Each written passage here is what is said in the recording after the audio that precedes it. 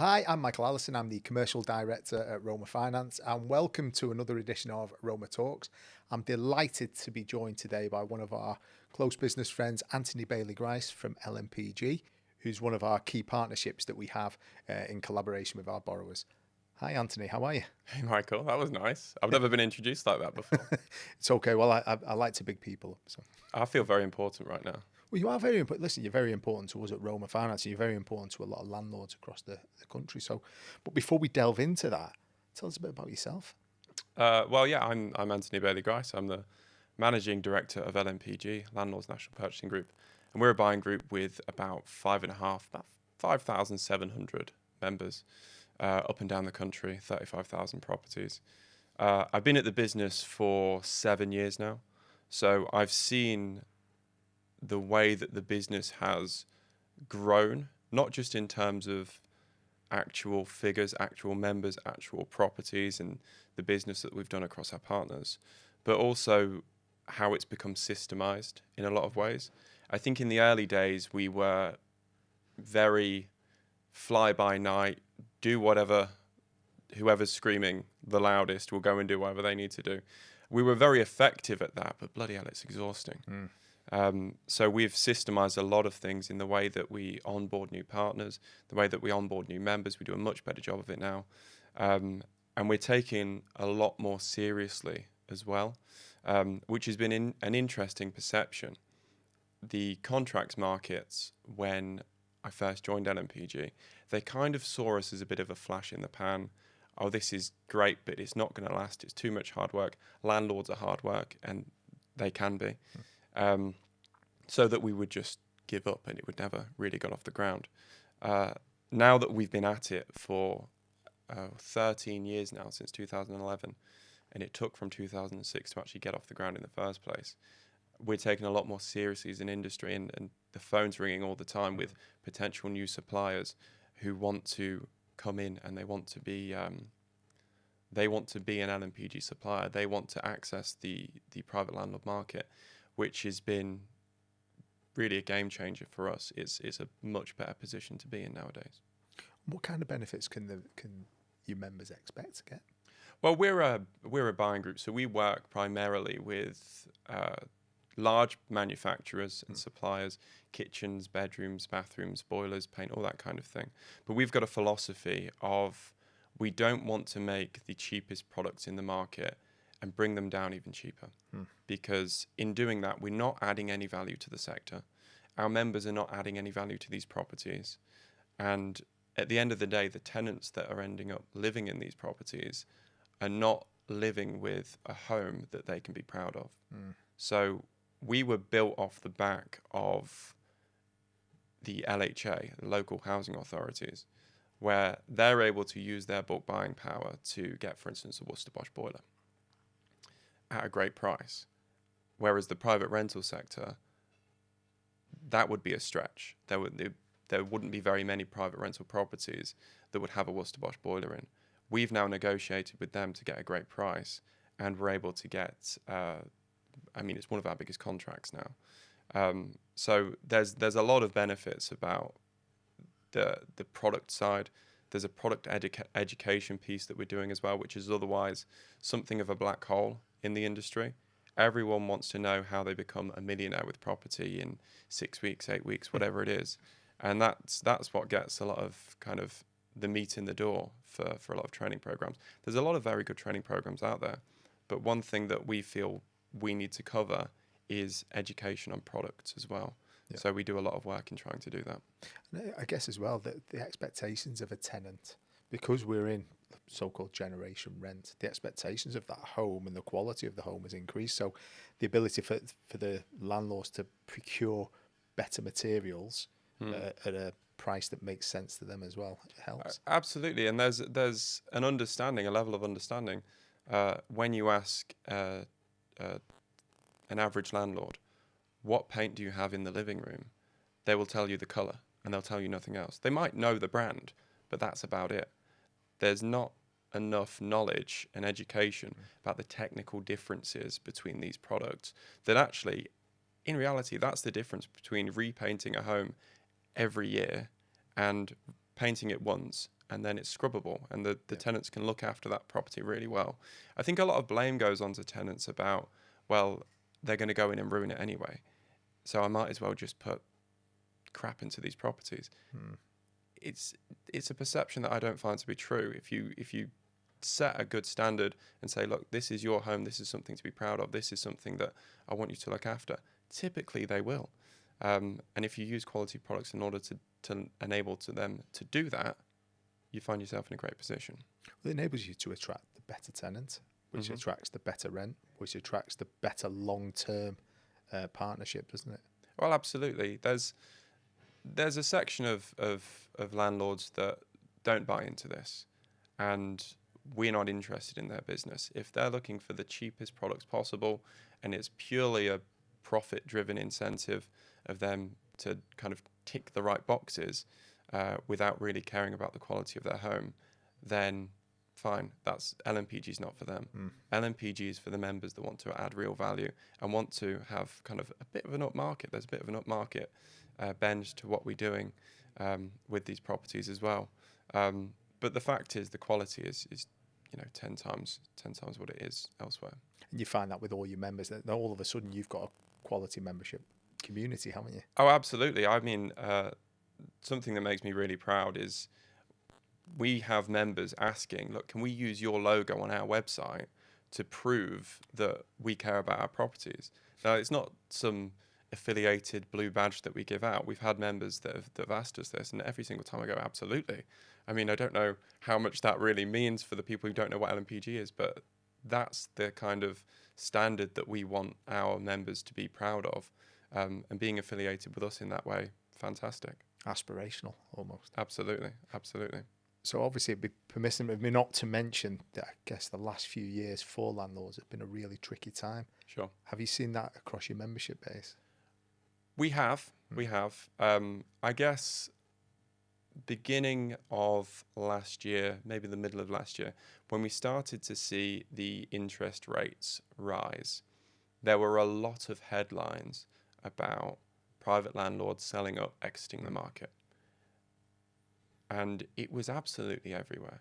Now, you couple that with the changes in regulations, the Renters Reform Bill, which is due apparently by autumn of this year. I think it'll probably be a bit longer, as well as taxation changes as well. It can sound like a nightmare. Now, we didn't really see much of an effect on our end last year. This year we have a little bit.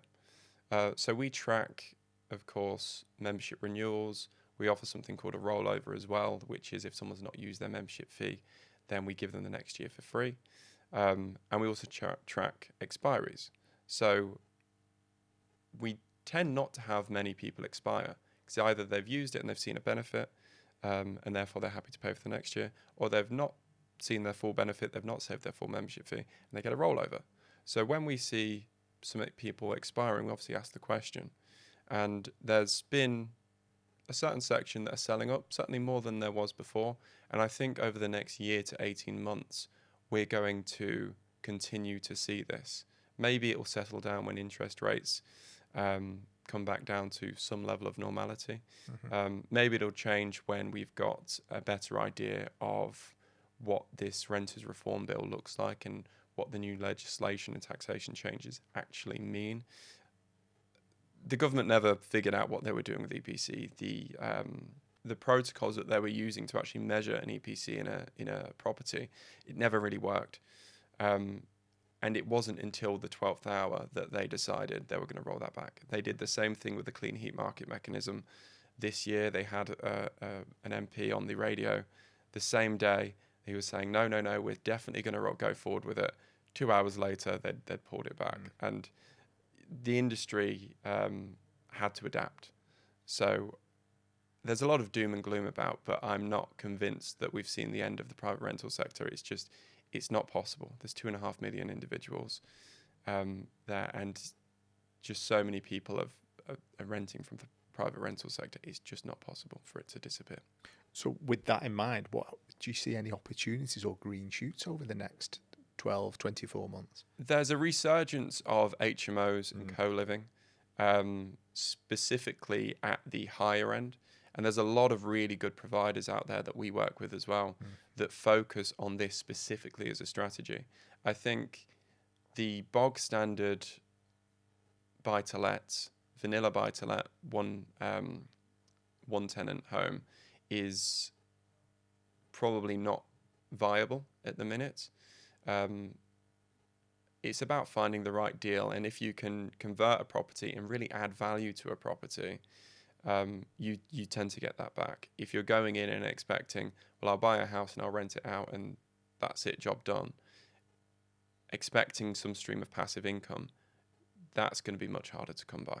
Absolutely. We're seeing a lot of that at the moment, as you know, at Roma Finance, where people are taking one house and making it into 6 homes, essentially. But at that higher end of a HMO opportunity, where people are living in a really good surroundings, especially with the energy crisis, the bills inclusivity as well has been a real big piece for it. Absolutely. And there's a section of our members that, I mean, I can't get my head around it, but they're building carbon neutral, even carbon negative eco homes.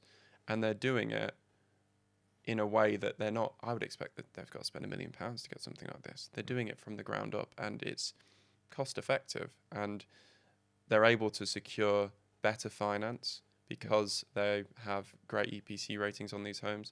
They're able to secure a better class of tenant because there's a higher, I guess, respect or a higher necessity for an environmental bent to these properties and to people's lifestyles nowadays. Well, there is, and I think ultimately we don't have enough homes in the UK.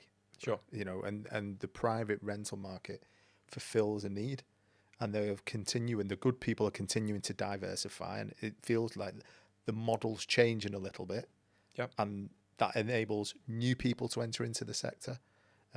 How do you see bridging finance being a product for landlords? Well, we've worked with Roma for 5 or 6 years now. And it was something that we were really nervous about to begin with. Not Roma, but bridging finance in general. We didn't want to recommend anything outside of our comfort zone. Our comfort zone is paint, kitchens, boilers, physical products, where we can get a tech specification, where everything comes off the line and it should be exactly the same. Finance is a completely different animal. And it hugely depends on the relationships that you're able to have, the people that you're able to work with, and how they work as a company. Because there's so many different companies out there that will say the right things, that are founded on good principles, but when they're a little oversubscribed in terms of people picking up the phone, it all falls flat. Now, I'm a huge fan of Roma in particular, and we do recommend 2 or 3 finance providers at LNPG. I like Roma because I know that it doesn't always go to plan. And Roma are the best that I've seen at actually building a relationship with the customer and actually understanding what it is that they need to do. And we saw during the COVID pandemic, it would have been very easy for Roma to have a bit of a cash grab, as several other bridging finance providers did, and capitalize on the fact that building works were going over budget, that timescales were being elongated. But actually what you guys did in terms of saying to people, look, if you're going over budget, if your timescale is not quite what you thought it was, pick up the phone, let's have a conversation, and we can do something to help you. To actually follow through with all of that and everything that I've seen since then, for me, it's just a great place to be able to recommend our members, knowing that I'm not going to have a headache later on, because I do not want to be culpable and responsible for sending members down the wrong path. And it's such it's a powerful tool, but without the right understanding and without the right partnership with a company, it can be a very expensive mistake to get wrong. Absolutely. I think for us, when it comes to working with LNPG, it almost feels sometimes like a no-brainer. If you are invested in property and you're creating homes for other people, so you're creating that hopefully passive income at some point in life. Having a partnership or a membership of LNPG who can help you provide that top quality materials at a thing that also at a price point that helps you within your own budget when you're trying to run it, because it is all about margins, and you're actually helping people to facilitate a margin gain. For us, it feels like I'm quite unsure why every landlord isn't a member of LNPG. It feels that way to us as well sometimes. Funnily enough, I was in Nottingham on Tuesday, did a presentation down there, and we had a member in the audience, and he came up to me afterwards and he said, I actually feel sorry for the people in the room that aren't members, which was really nice to hear. Yeah. But I would be lying if I said I didn't understand why people don't join. I know exactly why they don't join. We are not able to advertise our pricing at all.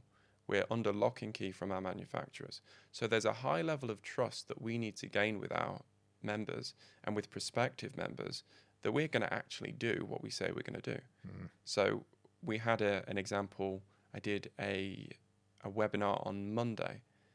The same woman had signed up to this webinar, because I do it monthly, 7 months in a row. It only got to the 7th month where she said, okay, fine, I'll take a punt and I'm going to join LNPG. For her, it might sound unreasonable, but for her to be able to see us go out and do the same thing and follow up on what we say we're going to do, and continue to exist and thrive as a business for 7 months, that's really important, because otherwise they could be giving money away on a load of promises that are never fulfilled. So it does take a long while to convert people who have never heard of us. Well, I think good business people are always looking for good business partnerships, and you can either view it as a membership or you view it as a partnership. As a lender, we can either view it as we're lending money and they pay us back, or we're actually the business partner to get that scheme off the ground. You're the business partner for them to get the best quality finish and manage that margin place and create those quality homes. Well, Anthony, I think we're running out of time now. We've probably run out of time. I've really enjoyed speaking to you. Thank you very much for joining us today. And thank you very much to everybody else for watching. I'll see you all again soon. Thank you.